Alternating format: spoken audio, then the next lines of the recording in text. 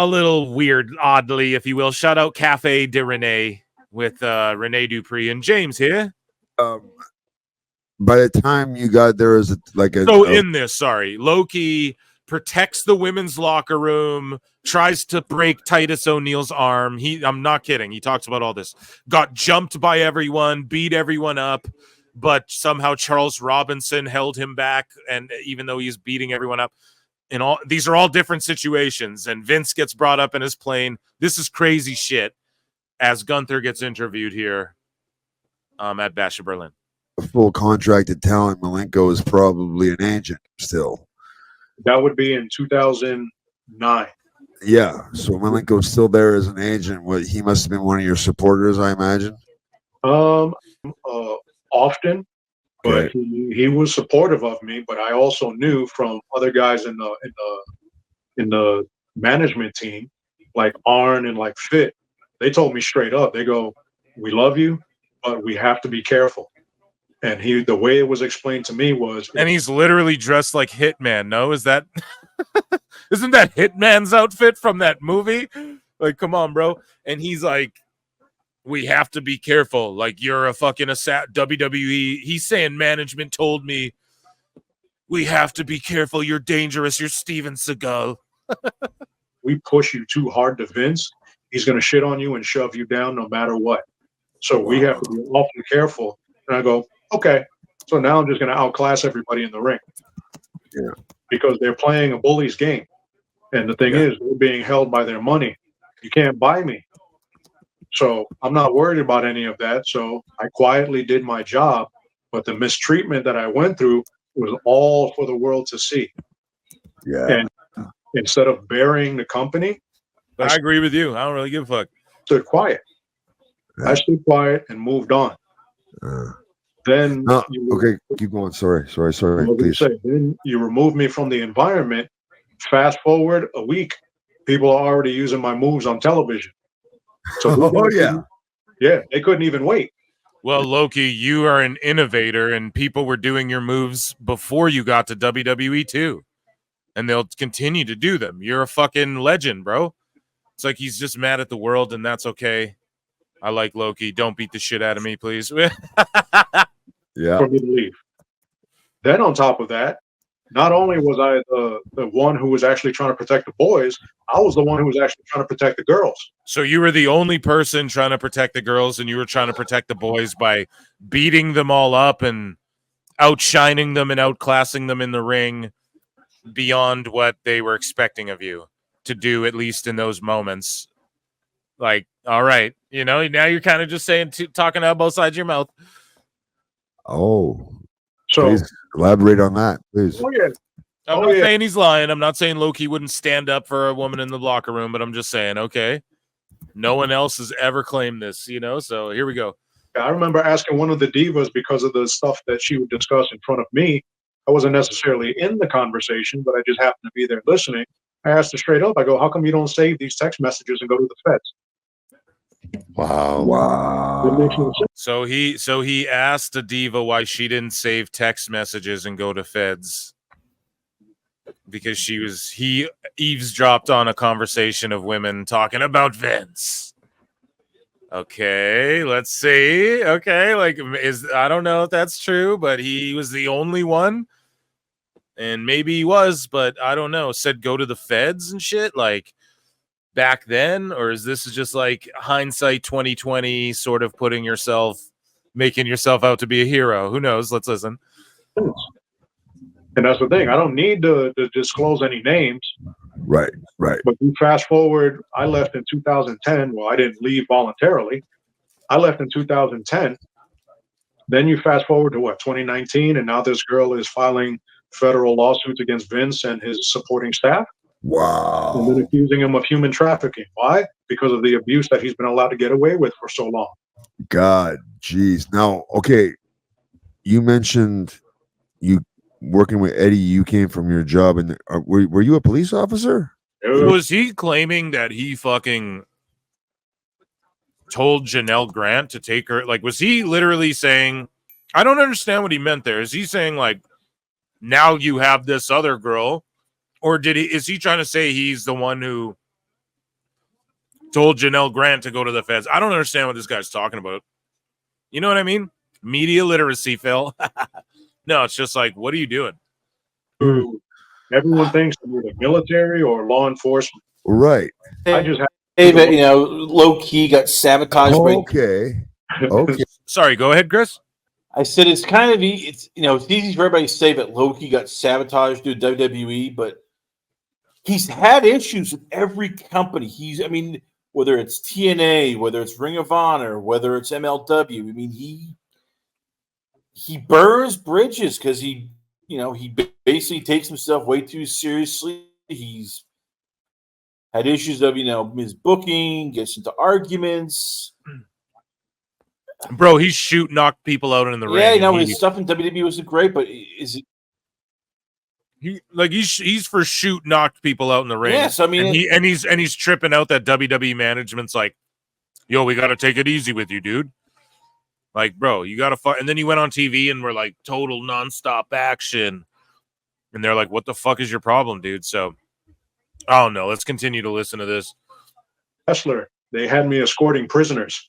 They had me doing shit that I shouldn't have been doing by law, but they felt safe enough to know that, oh, we're safe with this guy. So because of your martial arts background and okay, wow, that's so cool. So cool. I've always been in the protector's role, but I've been pretty much the one who's usually the first into the fire.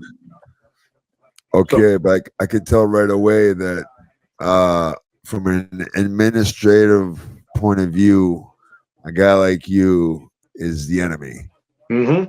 Right. When you're trying to be a protector, a locker room leader, help the guys. Yep. So I admire that, but at the same time, I can see why the administration would be like, okay, this guy's trouble. For you know what I mean? I admire that. Thank you. Big time. Big guys, it gets way crazier. He said he's gonna break Titus O'Neil's arm. Titus O'Neil, the guy who won Father of the Year, won the fucking Warrior Award, like the nicest human being on fucking planet Earth. Low Ki. Everyone's the bad guy. And Low Ki was going to break O'Neil's arm. It's just ridiculous. Listen to this. Big time. So when you did win NXT, so you got drafted to SmackDown, I believe. Yes. What was the word from backstage? Now you've just won NXT, so obviously the fans are behind you. Because was the voting legit every week on NXT? Well, that's what Vince was trying to undercut. Right. So they got their voting through the website. Right. And I was told by somebody in management that just mathematically there was no way for me to lose. So yeah, right, dude. What? You fucking liar! Liar! Oh my god, dude. It's just like, come on. Yeah, they told me mathematically that the internet voting you couldn't lose, even though it's the internet and anyone can vote mathematically. Holy fuck. Right. At the final episode of NXT, if I were to lose, that would have been somebody interfering with the voting. Yeah, right. Okay. It was rigged. They rigged it. The voting booths were rigged. The polls were rigged. Crooked Hillary got her dirty Democrat finger. You guys, I have something planned. It's huge. We're gonna rig it for us this time. Okay. Oh my god, dude. What is this guy talking about? They rigged the Taboo Tuesday or NXT or whatever the fuck. Craziness, man. This is hilarious. Okay. So obviously you've got all the fans behind you, Finn. They're all voting for you. They want to see you. I remember watching it at the time, and I was a fan of you running TNA, so seeing you in WWE was quite big for a lot of us fans who watch TNA. So when you did win NXT, what was the word from? They rigged it. It's simple. Listen, they brought huge boxes from China. Okay. Where's my shoes? Get my shoes. Backstage, and what led to moving to SmackDown, basically? Well, that was their decision because they kept us in the dark pretty much the entire time for NXT as far as what would be happening next. But the SmackDown roster was the more athletic roster at the time. They were using Monday Night Raw as more of Vince's picks. Oh yeah. SmackDown was being used as more of the guys who are developing and pretty much the guys who were just, you get a chance to work better, work longer matches. So as far as after I won NXT, I didn't necessarily know because they kept us in the dark the whole time. And speaking of winning NXT, when I won NXT and that was supposed to be my moment, I got jumped by the other 7 guys and nobody told me that was coming. Yeah, right. So they didn't tell him that him getting jumped, so he wins and it's his moment, and then he gets jumped. The story is all the other 7 guys jump him. And then don't they go on and form Nexus or some shit like that? And so nobody told him in WWE they were going to jump him in kayfabe. And he goes, my moment. Yeah, that is your moment. Like, that is a moment. Is like, oh, all the other winners jump me, and then am I wrong, or is that the class all became Nexus after? Or whatever the fuck. So all I'm saying is, like, dude, that was the moment. Like, you won the thing, and then they turned on you. God damn it. I don't fucking know, dude. It's like losing a match can be the greatest thing. Can be as big of an honor as winning a match. If you understand how this shit, I'm not saying Low Ki doesn't get it, but like he just definitely, someone said main character syndrome. That's exactly it. Like, I don't believe for a second WWE didn't tell you. And fuck, I'm such a Low Ki fan, so this is crazy to hear him saying this shit. It's like, come on, man. They didn't tell you that they were gonna all kayfabe attack you. So were they all shoot attacking you? Because if it was fake and you didn't know what you're just selling, and then you're gonna, and then listen to what he says. Which was the reason why I fought back and almost tried to break by the other 7 guys, and nobody told me that was coming. Which was the reason why I fought back and almost tried to break Titus O'Neil's arm with an armbar. Because I got jumped for real on national television. Nobody told me that was coming. No. Titus O'Neil's not jumping anybody for real in real life, dude. Okay? Like, I got jumped for real on TV. Titus Sinclair, ready to rumble Jimmy King. I will rule you. I will reign supreme. Y'all ever see Ready to Rumble? You ever see that movie, Chris? The fucking David Arquette? Yes, I have. That movie's amazing, dude. And fucking, that's what it is. That's what Low Ki's saying. They Titus Sinclaired him. They fucking sick the boys on him to shoot fight. Yeah, and Diamond Dallas, next thing he's going to go, yeah, and Diamond Dallas Page was there, and he hit me with a shoot diamond cutter, so I put him in an ankle lock, and like, come on, Low Ki. This is fucking insane, bro. You trying to break Titus. Yeah, fucking Titus Sinclair, bro. You're Jimmy King. They all shot on you to remove you from the business because you were too big for the business and it was time to move on. Jesus Christ. This is fucking hilarious. The shot that I took to the back of the head almost knocked me out, which is the reason why Double A took down Titus O'Neil. And then there was all this confusion at the end where you see Morrison, MVP, and Kofi rush the ring to try to save me. And then all of a sudden they get in the ring and start attacking the NXT guys who jumped me. And then all of a sudden they leave the ring and can't enter because the referees are telling them Vince said stand down. Wow. So Vince called a hit on me. Vince called a hit on Low Ki. He's hit, man, dude. Oh, so they were telling Kofi and Morrison and them to stand down, the refs. Sounds like a storyline, bro. Sounds like you don't like the story they tried to do. And also, where's that on camera? Do we have that on film where that happened? Did the beatdown of Low Ki happen, and do we see Kofi and Morrison run down, and is there confusion? Let's review the tape. Someone clip me it. Someone find the match, goddammit, and send it to me. Okay? Because I want to know. Now I'm curious, all right? We're going to fucking deep dive investigate in this shit. Because, like, the truth must be out there. Someone find the footage. Tag me in it on X or something, or fucking send me a link or something like that. Because I got to know. Now I got to know. On national television. Why have none of these other people been like, yeah, dude, Vince called a hit out on Low Ki. No one's ever talked about this other than Low Ki.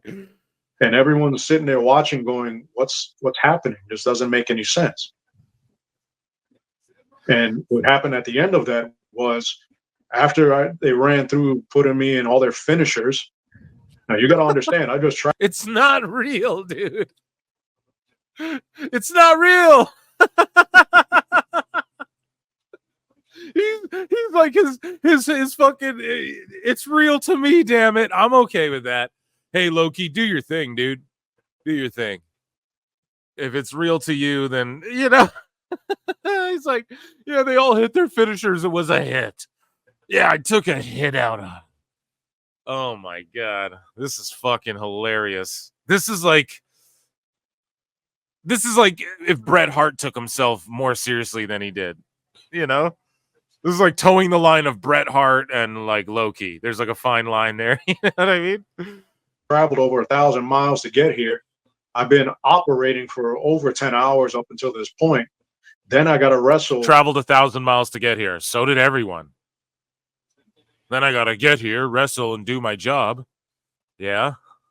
A 3-segment match against Joe Henning and the other kid from Boston. And now it's the whole energy dump of, okay, I won, it's over. And then now I got to actually physically defend myself against these guys. No, they didn't really jump. At the end of that whole scene, all of the referees had to dogpile on top of me. And I started pushing all of them up as a push-up. And Charles Robinson is the one who saved everybody. Because I was telling him, I'm going to go back there and start killing everyone. Oh my god! Oh my god! He goes, yo, all the refs jumped on me like fucking the agents in the Matrix when they dogpile on Neo. I was Neo. Have you ever seen the Matrix? Yeah, that was me. And I started pushing them all up, but Charles Robinson saved everyone. Charles Robinson's like 3 feet tall, bro. I'm gonna kill 18 guys and kill all these wrestlers at once, and I'm pushing them up like Goku with a spirit bomb. I'm just lifting them up. And then Charles Robinson saved everyone's life with his super strength. Listen to what he says. Because of what they did. Now, Charles Robinson was the one in my ear. He was bear hugging me so hard. He would not let me go and had to walk with me up the ramp or to the side of the ramp to get to the back. And I had a handful of people come up to me to calm me down. And I always remembered that. Okay, asshole. You want to call out a hit? I'm so sure that's what you want. Roasting fucking Low Ki. And the shit is, I stood quiet because I had to show everybody, look at what's happening in this company. Nobody wants to believe anything that the wrestlers who leave the company have to say because they think, oh, they're just mad. Oh, they think they didn't get what they wanted, so they're talking shit about the company. Yeah. So instead of opening my mouth and talking badly about the company, I stood quiet and allowed them to show the world what they think about their people. Wow. So he's still the hero. I stood back and let them, even though I didn't say nothing, even though I went up to that girl and say, why don't you show your texts to the fucking feds? But then you guys know what I'm saying? But then, so I sat back and didn't do shit and let them reveal themselves to the world. God damn it, bro. Low Ki is going to kick my fucking head off in person, but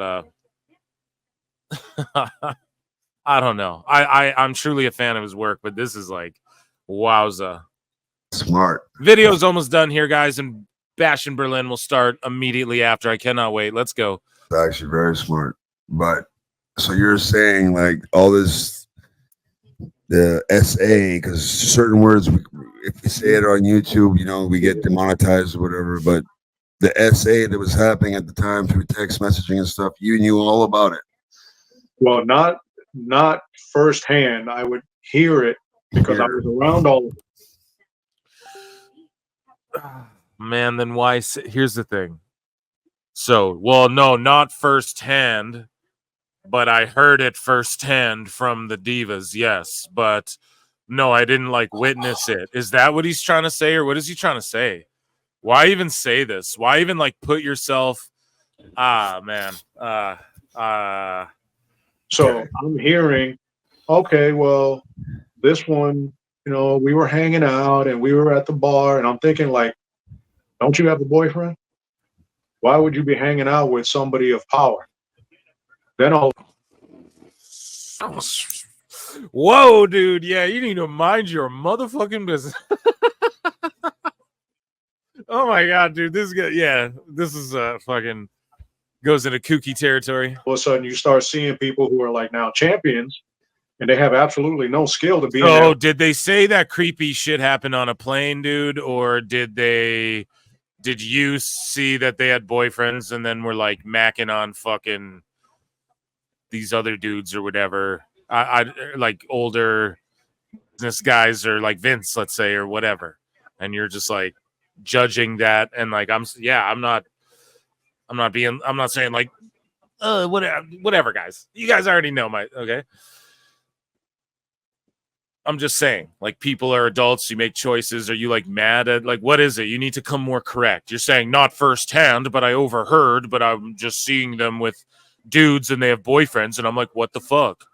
It's like, what are you, Captain Save-A-Ho? Like, what are you fucking worried about, Low Ki? Jesus, I don't know, man. This went into weirdo territory here. Ring. Yeah. So that's kind of odd, don't you think? Yeah. Very. Yeah, odd, for man. sure. But like, is it your business, or is your job to just wrestle, entertain fans, and do the best work you can, and leave a better world of wrestling behind than you came into it? Welcome to the world of politics. Yeah, and it doesn't end there because, and this is what, it's not a issue of, you know, those special names that people like using a lot, especially like the past 10 years, the alpha male thing. Right. Like, it's not about that. It's about people like feeling safe. When they feel safe, they're going to open up. A lot of people open up to me because I'm not the threat. I'm usually the solution. So I hear a lot of stuff that people don't. Yo, Chris, he's usually the solution, bro. You've been a problem in every fucking company, dude. How are you the solution? Wade Barrett and Michael Cole making their way out. This video's wrapping up. Bash in Berlin time. Want others to know about. Right. So people come to me and tell me things. Okay. Like I remember one of the females telling me about the amount of money that she was wasting every month on clothing.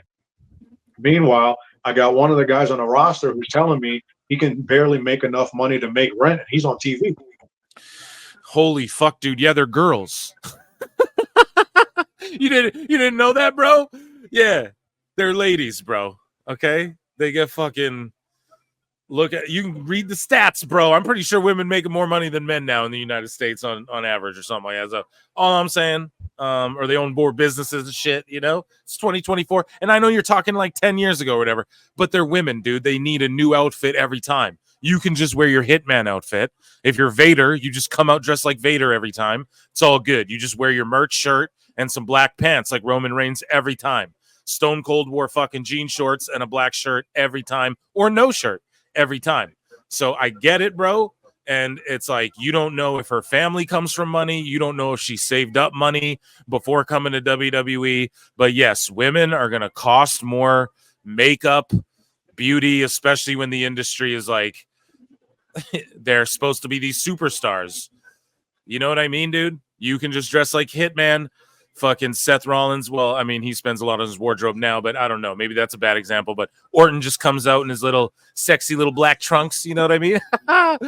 Thirst cast. No, I'm just kidding. But yeah, that's how it goes. Like, come on, Low Ki. That's just like weird shit. Why are you pocket checking women, bro? That's strange energy, dude. Wow. Oh yeah.